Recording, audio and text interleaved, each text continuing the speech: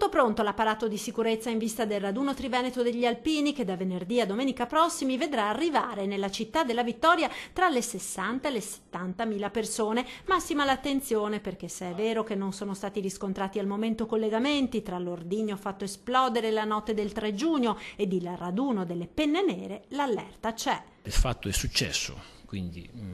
ci sarà un potenziamento dei sistemi di controllo e di vigilanza che partirà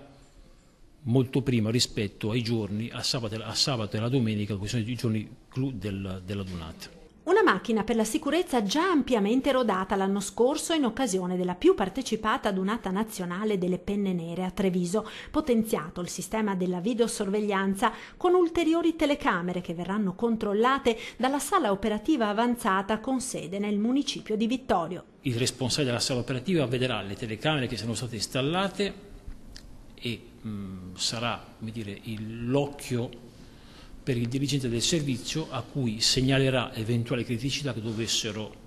insorgere. Il questore di Treviso ha firmato l'ordinanza di ordine e sicurezza pubblica dopo il tavolo tecnico al quale hanno partecipato tutti i soggetti coinvolti nel garantire il sereno svolgimento della manifestazione: Polizia, Carabinieri, Guardia di Finanza e poi 118, Vigili del Fuoco, Comune di Vittorio Veneto, ma anche Savno per la gestione dei rifiuti e la messa in sicurezza dei cestini, MOM e Ferrovie dello Stato per il trasporto pubblico, la Polstrada per la viabilità. Polizia Stradale, che ha insieme alla Polizia Locale elaborato il piano di viabilità per consentire ai 300 pullman che verranno il giorno della sfilata di scaricare i partecipanti in assoluta sicurezza e per evitare soprattutto ingorghi nella circolazione stradale.